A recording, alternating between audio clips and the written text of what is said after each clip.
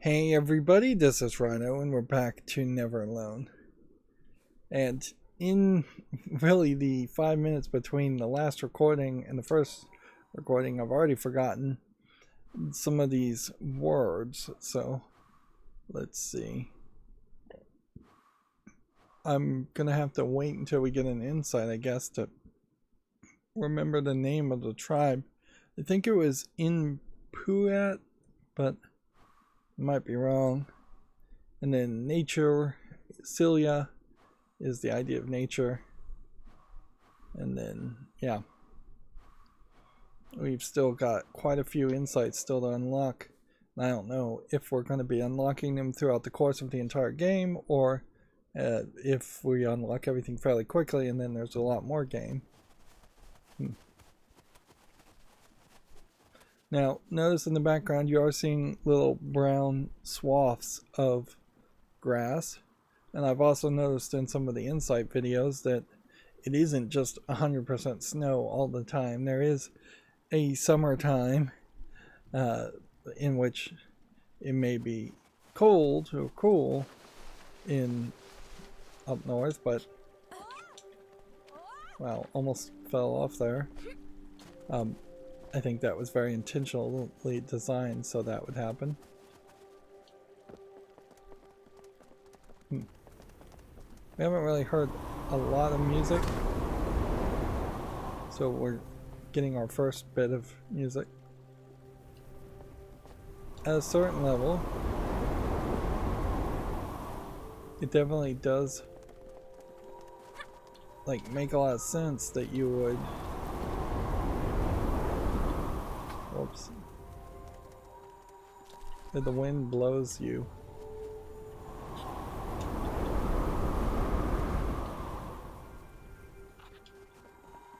Okay.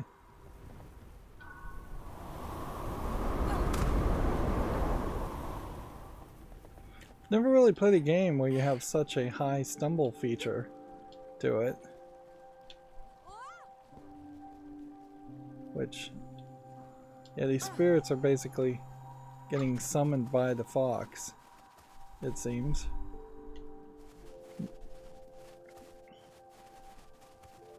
There's a game that's coming out fairly quickly called Baby Steps, where stumbling is going to play a big role, and co-op is all about stumbling. Wow. That came out of nowhere.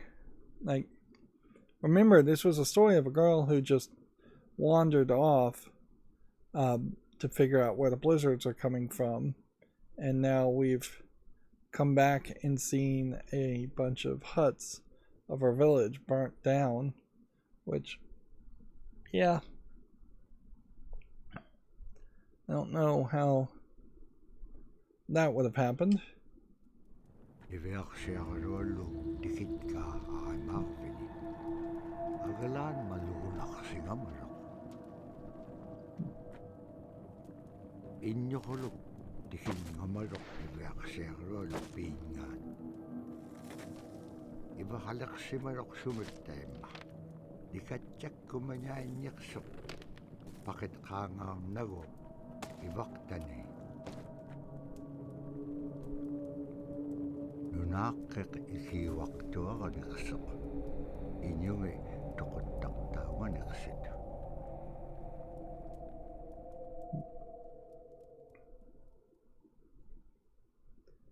It's said that with each gust of wind, the powdery snow blew in every direction.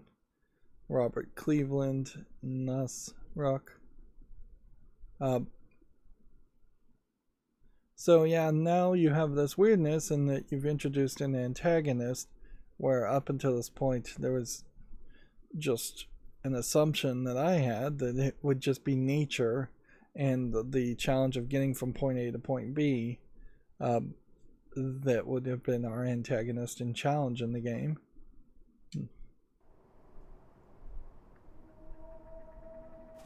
Let's see what happens if we try to go that way. We hit a wall and slide backwards.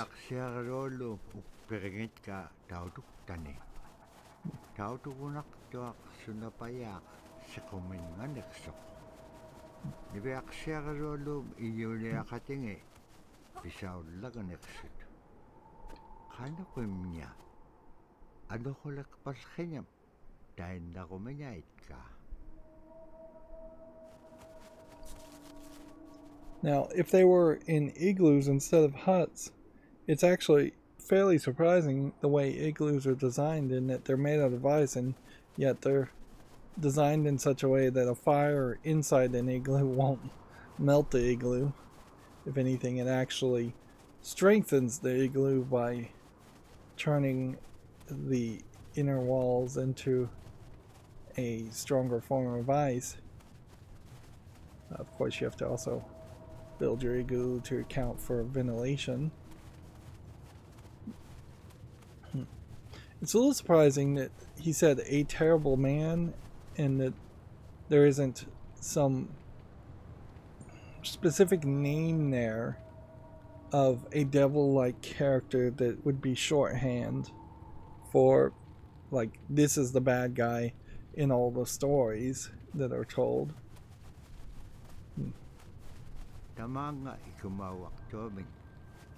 Kakrakpam inyo niptaktak. Sumalagula kami. Nibiaksiagarolum pichingani. Thought we might get more of a journey there.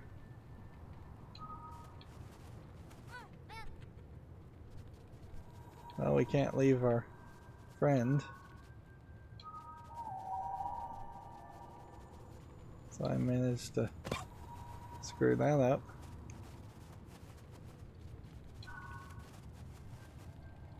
I might straight up have to reset the checkpoint.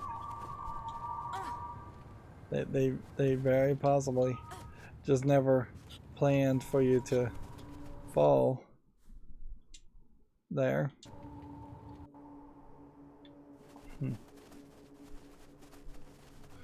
This isn't a game that really has to be that robust. Anyways, those kinds of, as long as you have checkpoints, you can solve a whole bunch of problems. If there was no checkpoint there or no save system, that would be a nightmare. Like, I'd have to start the whole game over from scratch.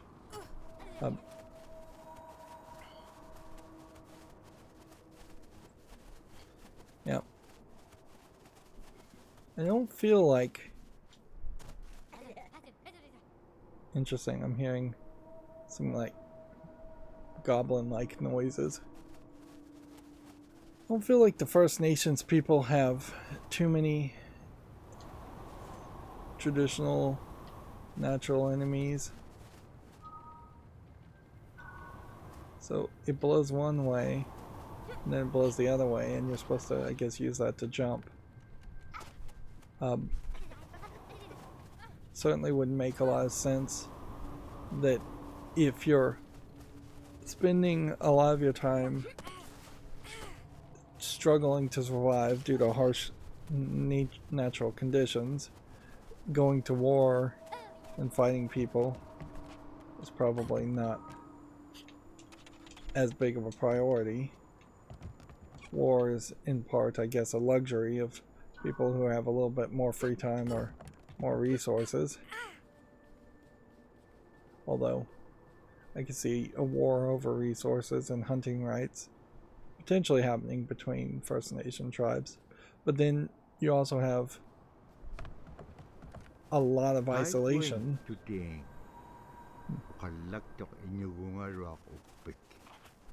Come here, granddaughter, said the owl man. I thought there was going to be maybe a secret thing here hidden in like a cave, but nope. We're getting more of foreground and shadow elements, and maybe that is to thematically, visually imply that we're now in a darker part of the story. Yeah. It definitely feels like maybe the First Nation people, just because there's so few of them, achieve peace through population control. Kaunugingagikpen. Hilautika piupko. Ikayoneagalorikpen kimon dain nanakek. Sabaritilanga. So this Owlman spirit is going to be your helper, and he's got a big pipe with scrimshaw on it. Yeah.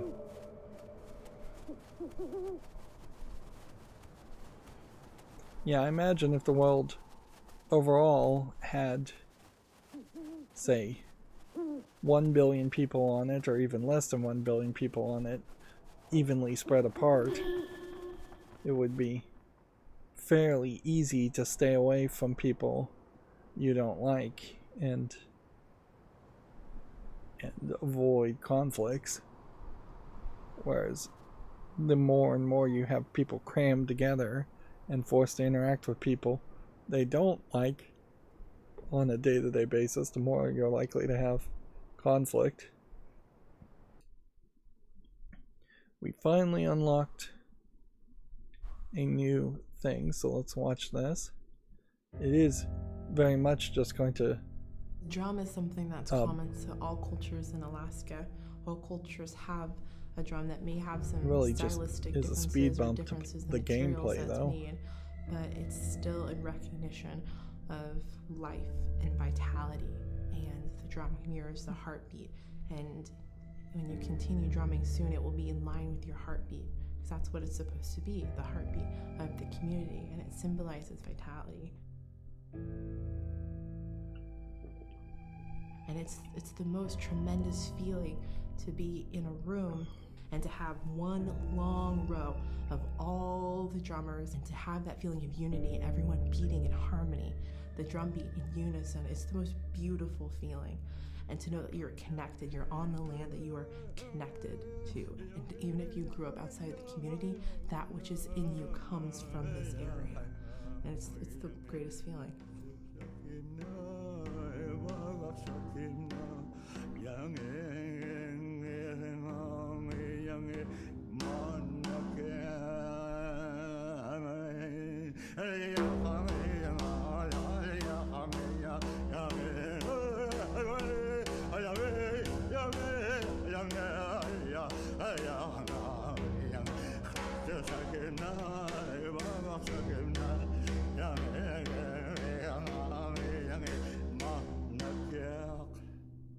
Man, I went at it and look what happens.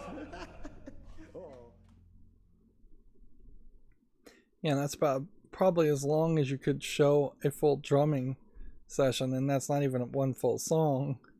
There, you could see in the visuals there, they were struggling to figure out how they even shoot him as he's drumming, zooming in on the pattern on the drum halfway through. Whereas if you were going to try and shoot a whole concert there, you'd probably need 3 to 8 cameras and just a lot of different angles to swap to, and probably an audience. And yeah, if you were going to present an entire song, which would make sense if this was a TV documentary, or even in this game, you would probably want to just show him drumming for about half as long as they did in this insight video, and then put text at the bottom saying see the full performance at the end, and then you would just have way here at the end a full drumming performance musically at the end here, or during the credits even. It's nice to see the music culture being shown, but there's also a point that needs to be made here. In any kind of these documentaries, there is a lot of whitewashing going on too. Like, they're preserving and showing the positive things. There is a certain directorial directorial censorship that's potentially happening, or directorial vision that's happening. So the negative aspects aren't going to be shown. So I've been talking about how maybe there is an idea that because there's so few people in the First Nations tribes that they get along a lot more. And that really wasn't the case though with Native Americans as far as Comanche Apache. They were always fighting and killing each other, and there was a lot fewer of those people. And in fairness, there almost certainly have been several cases where somebody just is not getting along with their tribe, and then they get left behind during a hunting trip, or get killed and left in the snow, and nobody questions it. It's very possibly happened. If it doesn't happen, at least the fear of that happening is going to be high enough that to keep a lot of people from causing too much conflict. Yep, there's no protection and no police. I swear the way you did this was you press A. I guess you have to tap A to get up there.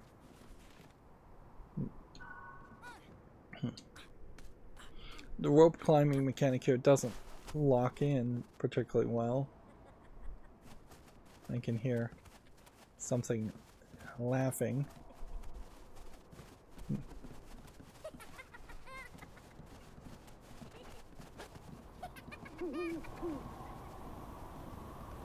And so now we're introducing some kind of like evil spirits, it feels. So what are we supposed to do? Just jump here and chase him?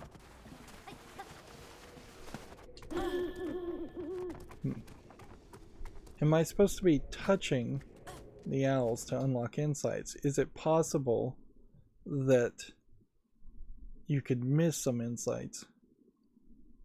So yeah. So we're going to see these little people depictions. There are many stories and cultures that have stories around little people. Sometimes they're benevolent borrowers that just take your missing items, and that explains why you lose the occasional pencil, sock, things like that. Very often they're evil creatures, or at least mischievous creatures. I don't really know if there's where the idea of little people would have a root concept from, but you can see as they are depicted that they're being drawn with dark, thick black images, inks, and drawn very much to look kind of like skulls and monsters and just not human looking. I would imagine little people come from the human brain trying to see patterns where there aren't any. So if you saw a rock formation that kind of looked like a human but it was smaller, or just would naturally be smaller, you might think that that's a little person, and that might be where the root of the concept is. It might also be an inherent like miscarriages in baby skeletons and things like that, that some of the anxiety and fear of that, or seeing a baby skeleton, might lead to the first thoughts that eventually evolve to the idea of little people or gremlins or goblins or leprechauns. Like, there's definitely a lot of that. There is, I guess, a natural distrust of something that is proportionally that different to a human anyways. So being too small is just as scary as being too large, where you would have mythos of giants and titans and monsters.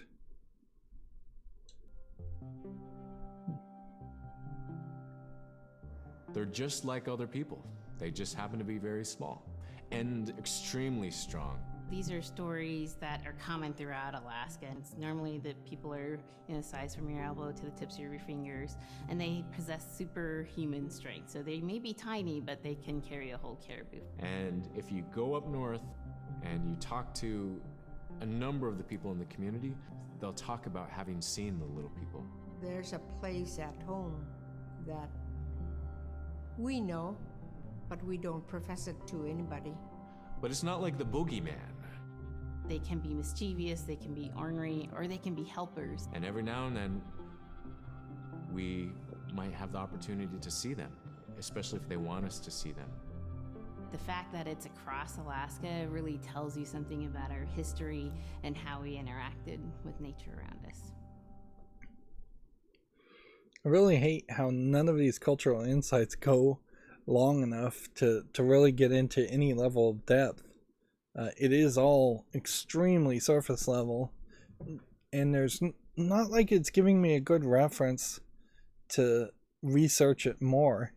Even if I was just going to do what is now, by modern standards, a old-fashioned thing, and try and go to a library to read a book as far as any of this information, I don't know what book to look for. It would be a difficult experience. Of course, you could do a slightly more modern thing and try and Google it, but then you run the risk of either not finding anything on Google or finding a bunch of nonsense, or potentially just finding a link directly back to an article talking about this game. So it would be nice to potentially see at the bottom of this something that says, for more information visit this website, or even a QR code that you could open up on. Little people could also certainly be people that suffer from dwarfism, and yeah, dwarfs are further size and proportion as strong as an average adult in much smaller proportions. So what's that in the... Yeah, there's something in the cage, but I can't tell what it is.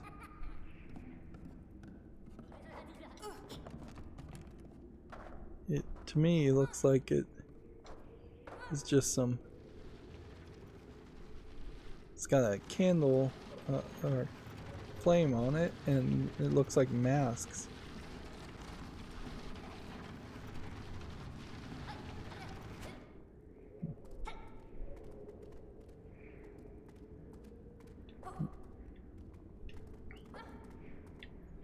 I suppose it's also potentially worth entertaining the thought that the little people actually just exist as described. It wouldn't be the first time that some species of animal, or even some species that is very closely related to humans, do we just jump down here? No fall damage, I guess. Have it, like, it could exist, certainly, that there are a species up in the northern area.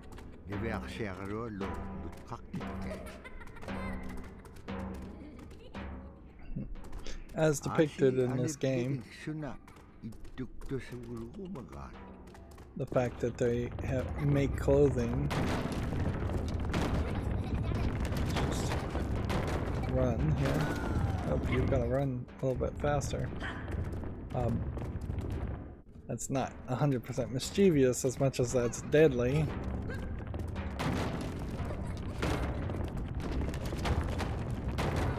What's funny is that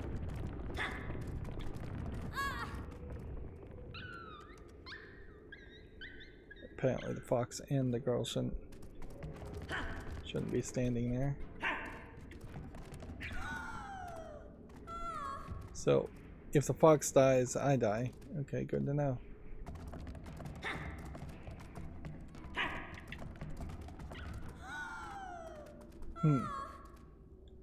Yeah, there's a game called Little Nightmares, which they may be up to like Little Nightmares 3.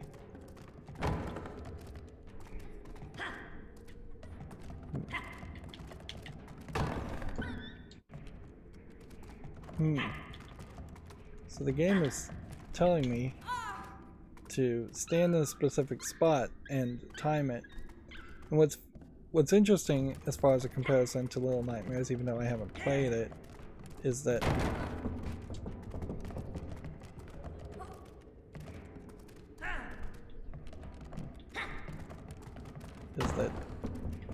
you do have this kind of default thought in a game like Little Nightmares where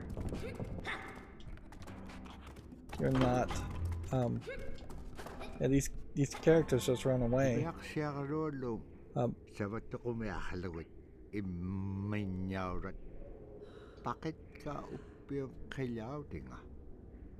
So that was the Owlman's drum. I guess it would have been a little bit better if they'd made it clear that it was the Owlman's drum and I wasn't just stealing their drum for the Owlman. It probably would have been helpful if the Owlman just said the little people stole my drum. Or I think the little people have it.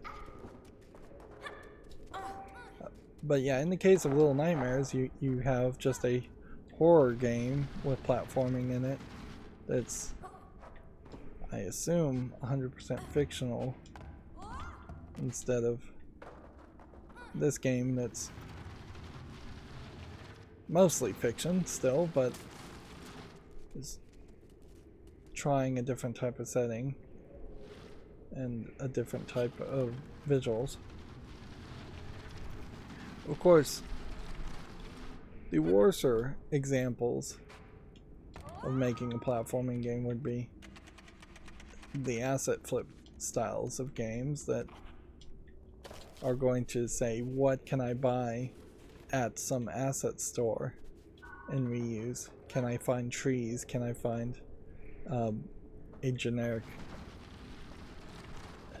rocks and grass and things like that and just make a generic game with platforming in it?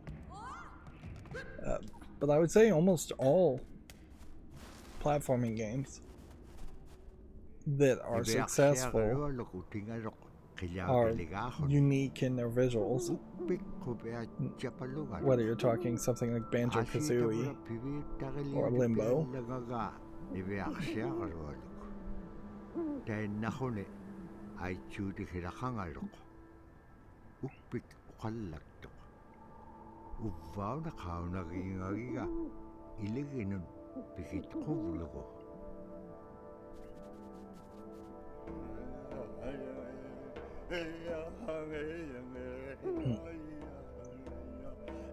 I wonder if some of these visuals are expanded and inspired via some kind of mushrooms or hallucinogenic plants that might be regularly ingested or smoked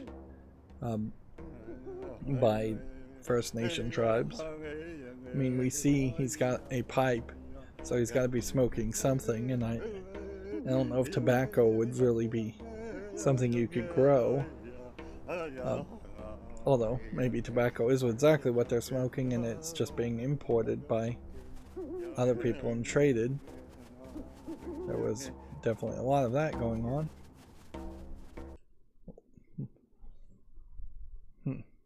Whoops.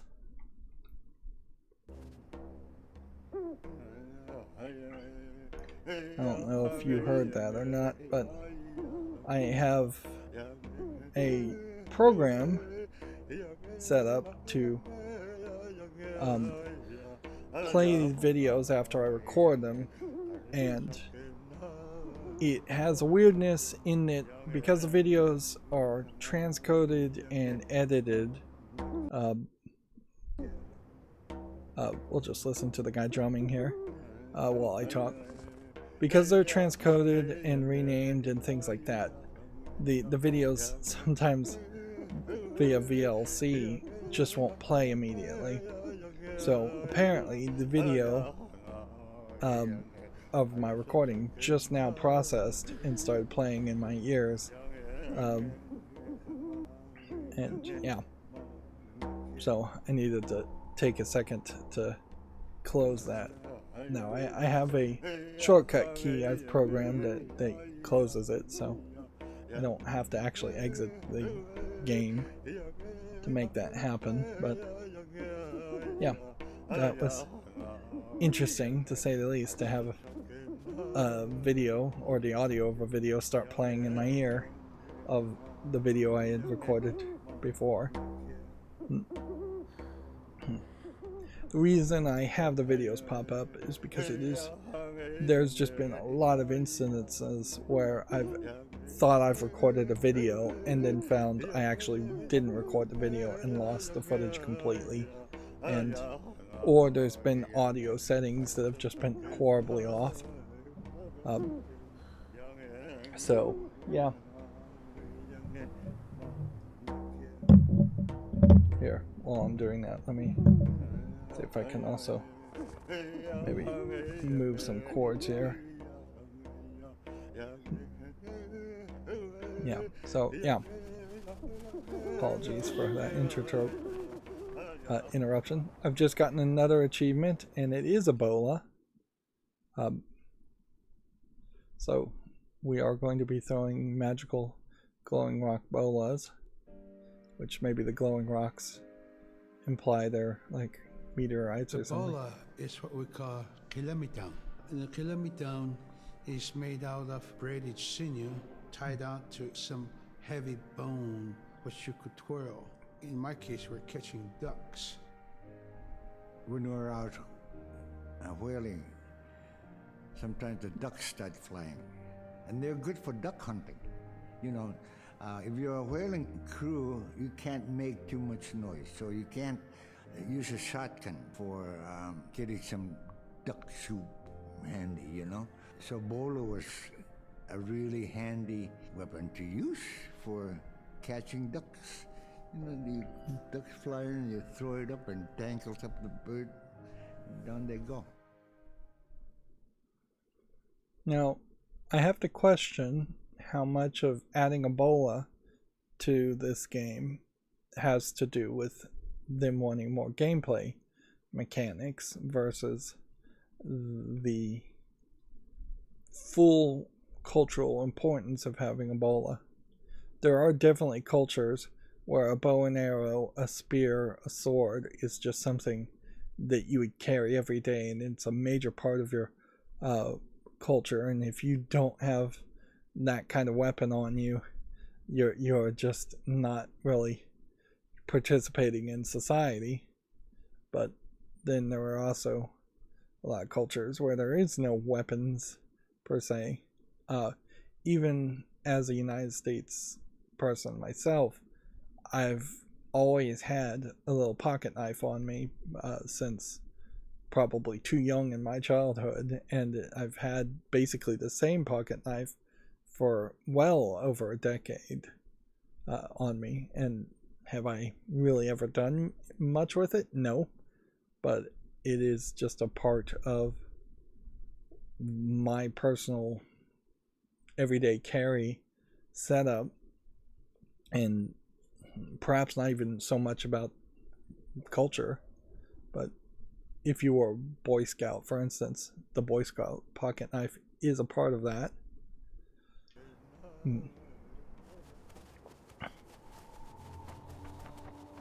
That's another point, though, on that insight, where they could have shown how people used the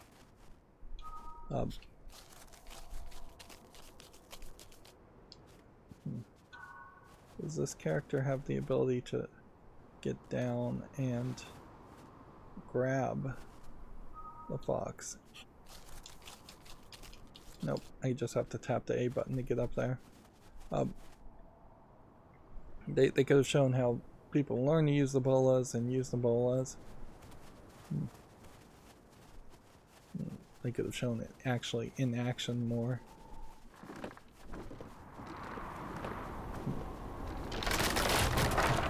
There's quite a lot of wood construction here for as few trees as we actually are seeing. So hold the right stick to aim the bola, and then move it to the right stick to the right to throw the bola. So it does seem to me like you have to stand in fairly specific spots. And I think this game is actually doing me a very bad disservice in explaining how to use the bola, because I think the move here is to actually hold it down probably to the lower left spot and then push it up to the upper right spot to hit it, not directly to the left and directly to the right. I like how the game highlights the white platforms when you can land on them. There definitely have been worse cases of games like that where a lot of the platform is transparent and you can't interact with it and land on it and stand on it, and then there's one spot that looks visually like the other spots, but you can stand on that spot. So now we're going to use the bola to break the more glistening ice elements too. I do question, however, if maybe down this hole is some kind of secret. I don't know if there really are secrets in this game at all. But so far the game has pretty much trained us that if you fall down a hole you die, so I'm going to assume that is the way it works.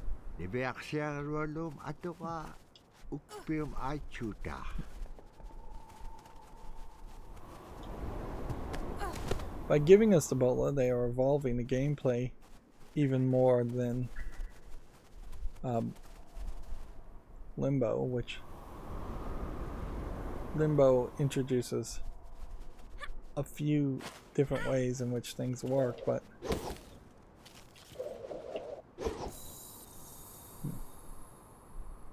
I guess that was the way to cross if you needed the extra assistance to cross.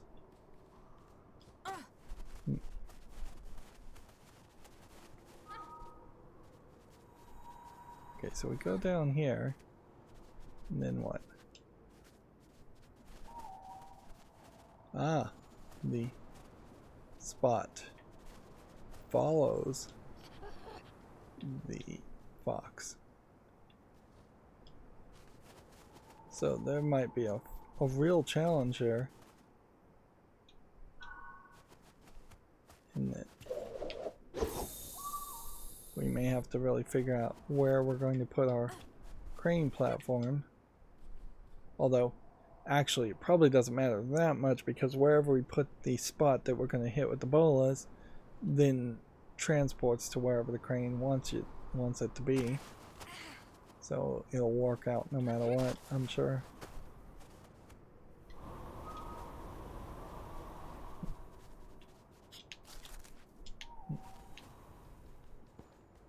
I wouldn't say this is the best platforming ever. There's a little bit of a lack of tight controls.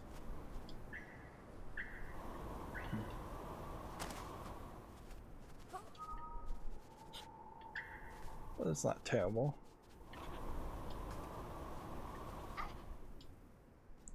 I would say this game is doing actually rather well as far as using the wind to adjust how you reach points. I've never seen a game actually do this like that.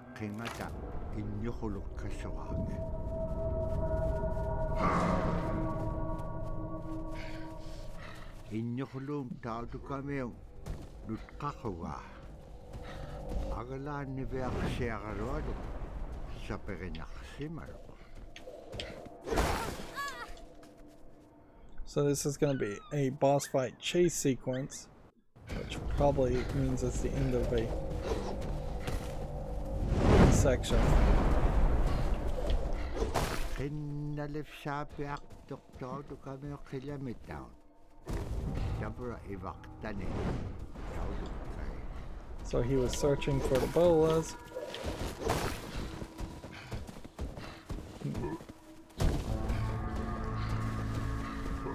So he's basically a enemy to the owl man, an enemy to the girl. The angles here are a little rough because you do have to kind of shoot higher.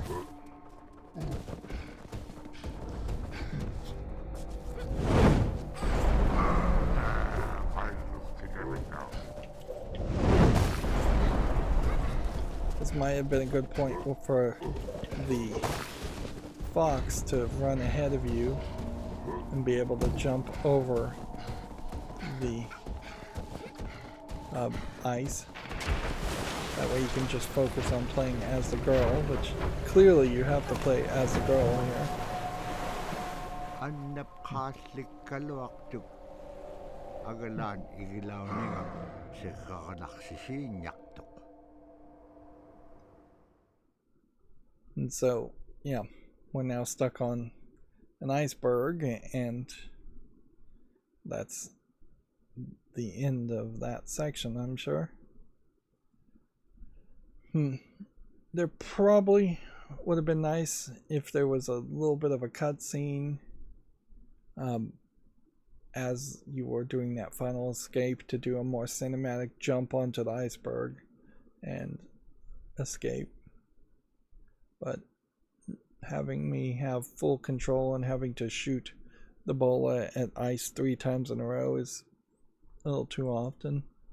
There's a real temptation there to have tried to turn around and just throw the bola at the guy, but I don't think that really would have worked. Following that, it stopped briefly and then became windy all over again. It was difficult to see anything in the blizzard. Robert Cleveland. It's all the same person. And yeah, we don't have any more insights new. Malagone ovulogone we shall blutik.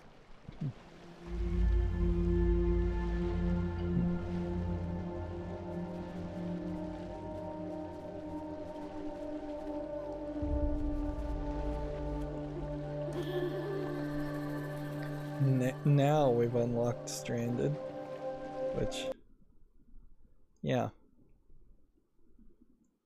that is a weird point to unlock an insight as you're just getting the intro to the new section. And before I even start playing this insight, boy, can you just see the modernization of the clothing that this guy is wearing in the thumbnail here. The scariest I've ever been, I was 12 years old.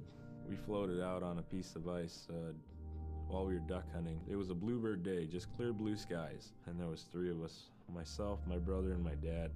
Next thing you know, we see this dark shadow on the ice. We look and it goes behind us. So we all jumped up, startled, and my dad, he started running. We got back to the ridge there. The ice had fractured, cracked, and broke off, and we were floating away. We were drifting. It was close enough to where my dad would have made it. He stopped and he thought about throwing us across, and if one of us was on the other side, we would be split up. So he stopped, and he just so happened to have a cell phone on him. 911 didn't pick up. That's the worst feeling in the world right there. 911 did not pick up. So he left a message because they record their calls. Once he had relayed that information, his cell phone died. That was the scariest moment I've ever had in my life. We were floating away and I thought we were left for dead. He kept calm during this situation. He's bringing out everything positive in this case. You know, I'm crying, my brother's freaking out. It went from clear blue to dense fog. Within a couple hours, we heard the chopper flying around, so they must have gotten our message. We thought we were saved, and then the chopper sound went away. So we lit some of the sled on fire. It's plastic. We thought black smoke in the fog would create some kind of marker. Chopper pilot had mentioned when we got rescued, you could see a glow in the fog, and he slowed down there, and sure enough, as soon as he slowed down, we got within visual. That was definitely the scariest moment of my life, was floating away and not knowing what the outcome was going to be.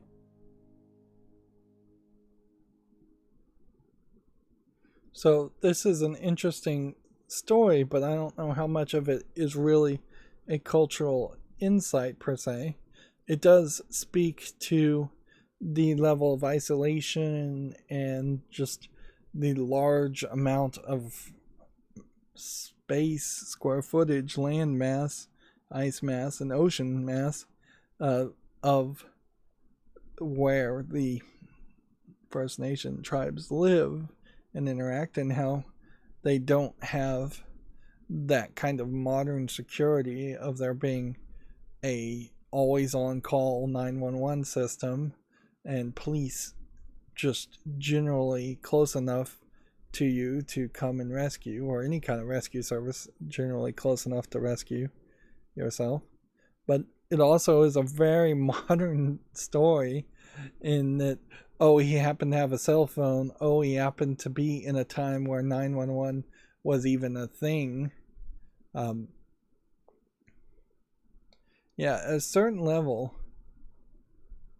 if Neville alone had become just an amazing success, I kind of question, could you even make a sequel or get someone else to tell some other story? There is a real argument to be made that the story being told to us by the narrator in this game is just a story that you would otherwise just be read in a short story or in a self-published book on Amazon, which, when you look at things from that perspective, there's plenty of people in the United States, just your average white guy, white girl, in the United States, that writes and self-publishes some kind of fictional kid story, and very few of them ever gain any relevance at all, and even fewer of them have been turned into video games. And yeah, so the gimmick of this being around cultural insights probably falls apart if you don't have that many First Nation people who have stories to tell, or stories that they would want to effectively sell to put into a video game.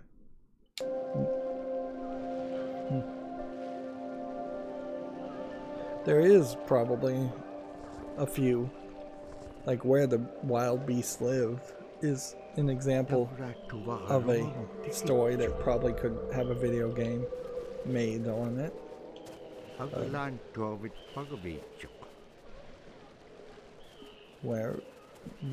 But the truth of it is that there's actually been very few games based on stories. You have Harry Potter, because Warner Brothers made the Harry Potter movies and licensed it. You have comic books, certainly Batman and Superman, Spider-Man games, I guess, more than anything. Batman and Spider-Man. It's not that many Superman games these days after Superman 64 ruined that concept. But yeah, stories like The Golden Compass, Chronicles of Narnia don't have video games around them. And those are all fictional stories that don't have that much of a cultural impact. Even the Lord of the Rings games haven't been particularly successful, and that is yet another Warner Brothers license. I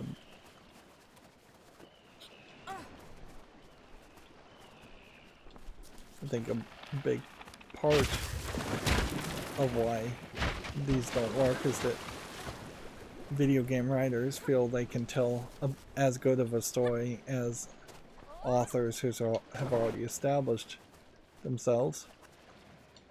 The instant death and reload, I would like to have seen that tweaked. Would have made a lot more sense for her to just magically fly back, or even have her swim to platforms and climb back to where she was originally. Oh, here's the bear again. Just gonna constantly get chased by things. The bear. Not really trying that hard. I assume this is actually a different polar bear.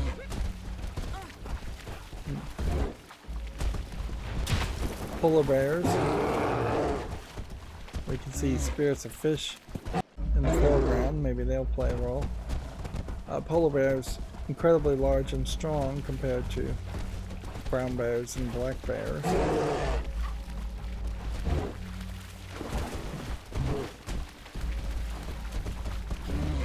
The game has effectively just trained us to expect to always move right and just jump.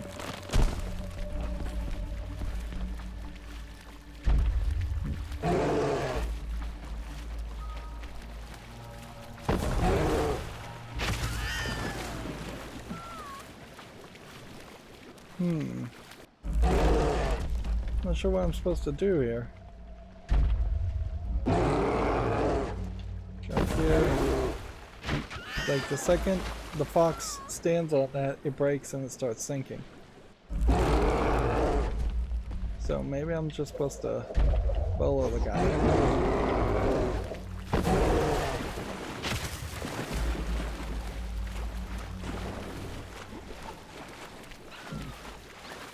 So you're supposed to bolo him, and then what?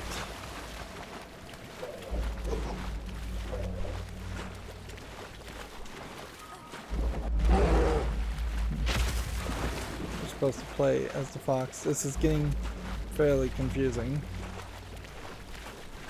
Right, so the fish are making a platform that is slowly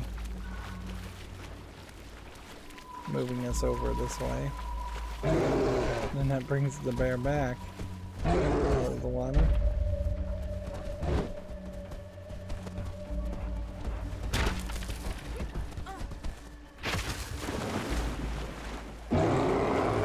I guess if you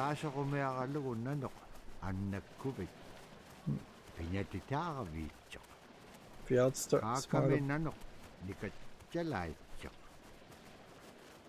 the bear, it's hungry.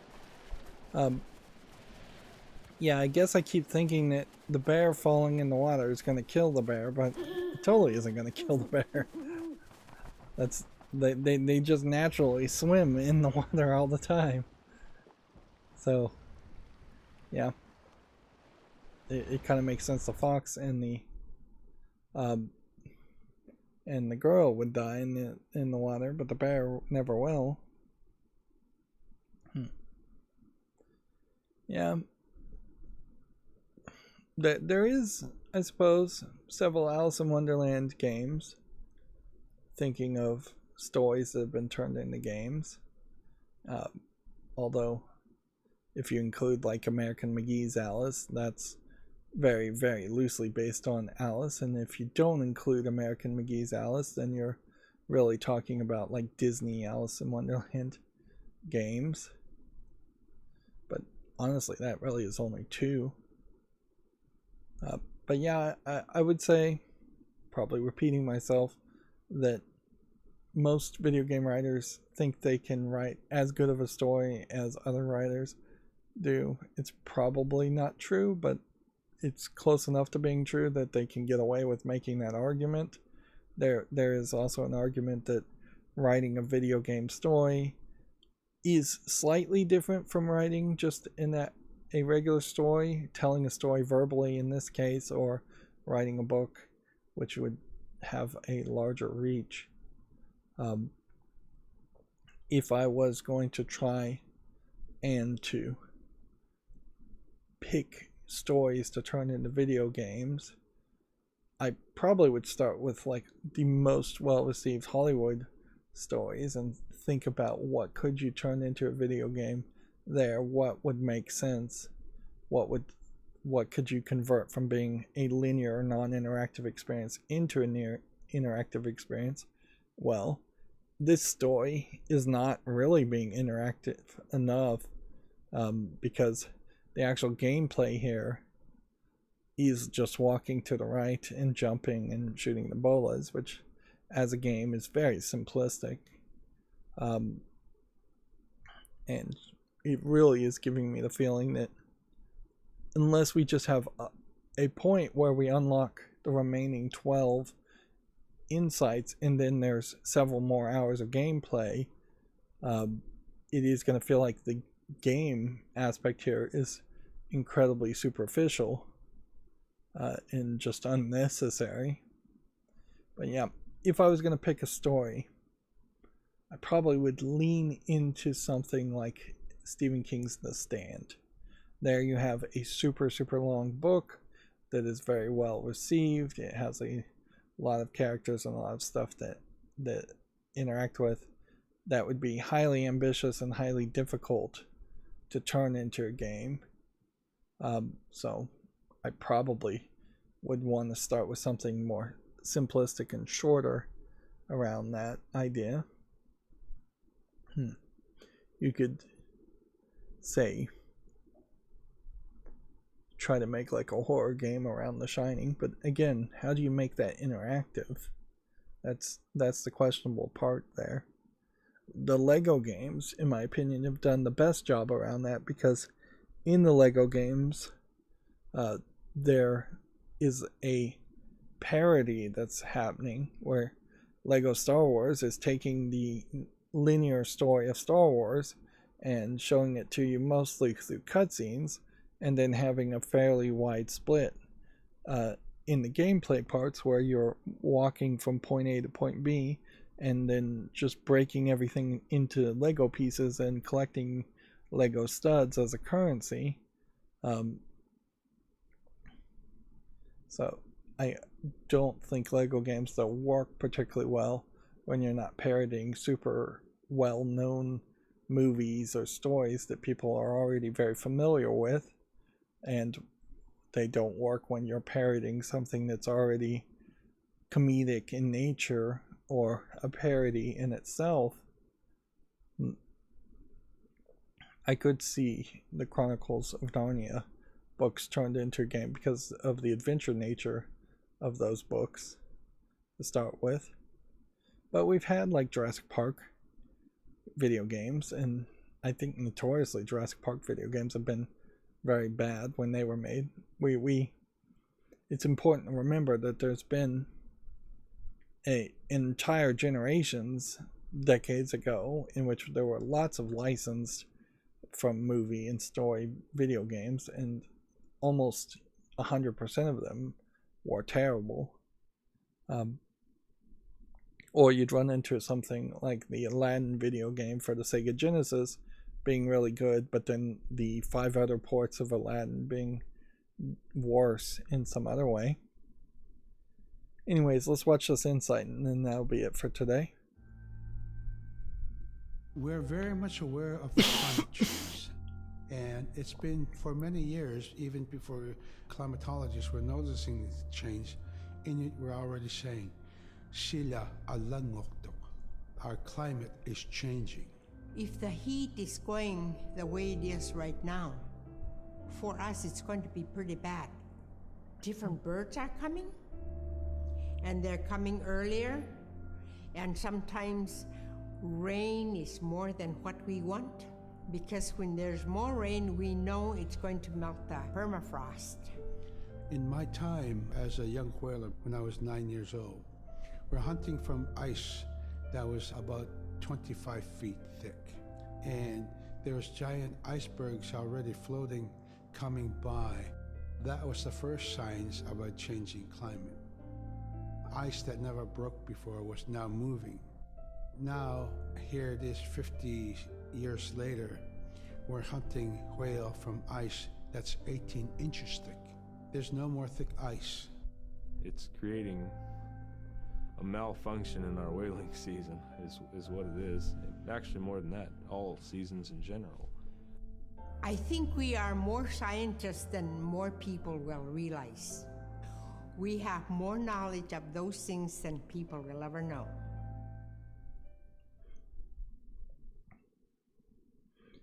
Yeah, and again, it's just not really getting into much detail there. I don't know if people really need to get into that much more detail. Either you believe in global climate change or you don't, and that will probably severely color your interpretation of that insight. But yeah, I suppose it's also important to point out that there has been a fairly significant change in the opinion of whaling in the past, I would say, 30 years, 40 years or so. There has been a lot more revelation as far as just whales being very intelligent and it just not really being that necessary in most cultures to hunt whales and eat whale meat. And the population of certain species of whales, or maybe most if not all species of whales, do seem to be declining, although that may have more to do with global climate change than overfishing. Whaling has been around for hundreds if not thousands of years, and I would say the First Nations tribes literally could not survive without it. You need that whale meat, that fat, to survive, to have enough protein. Their culture, arguably due to climate change, is going to be forced to change due to climate change anyways, though, so that may very well just be another thing that changes. Whale meat is in the mainland United States not eaten much at all, and even where it was eaten quite a bit in Japan and other Asian countries, it's been increasingly stigmatized to the point where there's only an older generation of people, and I assume a bunch of rich, snobbish foodies that still eat whale meat in Japan. But yeah, you stop eating whale meat in a culture that has to survive off of seafood. You then just have to find some other kind of seafood you can eat. And it is then going to just be a struggle to figure out how to farm that seafood and feed people. Feeding people around the world in all kinds of different cultures and climates is increasingly always a problem due to global climate change and poor crop output because of that, and just due to a large population that's ever increasing. We're approaching 7 billion and possibly are already at 7 billion people on the planet. I just saw a news article where there's some speculation that we will top out at 10 billion at some point in the future, and then there will just be a complete collapse because there won't be enough resources to feed everybody down to maybe even as low as 2 billion people, which, yeah, that would be hugely impactful if 9 out of 10 people, or no, I guess it would be 8 out of 10 people that you personally knew very quickly died and disappeared from the planet. That would be hugely impactful to cultures and just the emotional impact on people.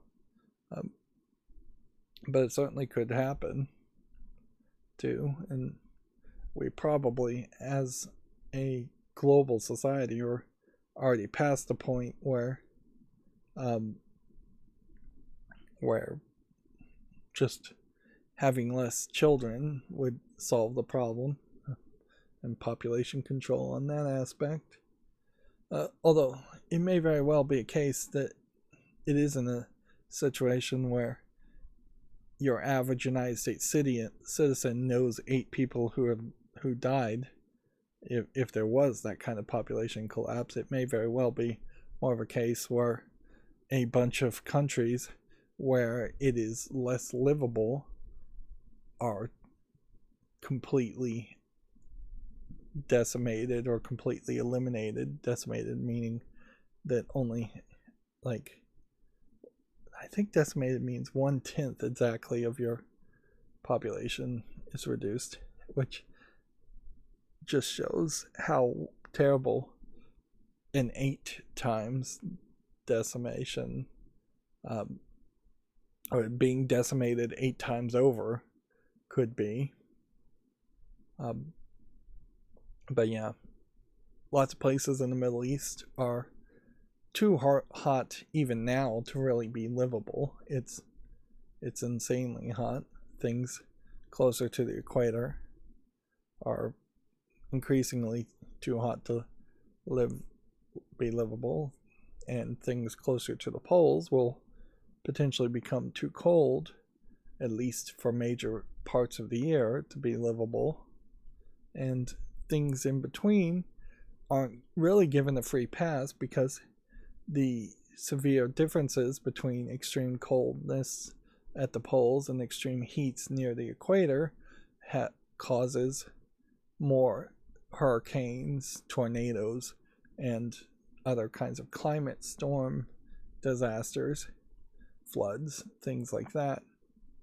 So everybody is potentially going to be affected, and it'll be a real struggle to find a place that is just in the right sweet spot, close enough to a pole and inland enough to avoid hurricanes while still surrounded by enough mountains to avoid tornadoes, while still being in an area that could grow enough food as far as vegetation, or have enough animals who often survive on naturally growing vegetation to meet your food supply needs.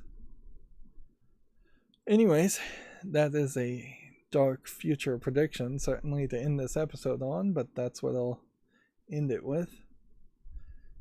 This is oddly a sad game if you see the writing on the wall, even though that's not really what this game is trying to say so far. It really is just trying to tell you a more generic story, but the implications there of where First Nation tribes are probably going to end up going is going to be a sad one, I'm sure. Anyways, that's it for this recording. As always, I ask you to like, share, subscribe, comment, and watch every second of my videos. If you want to support me further, there's a link down below in the description box. Thank you for watching. Have a good evening.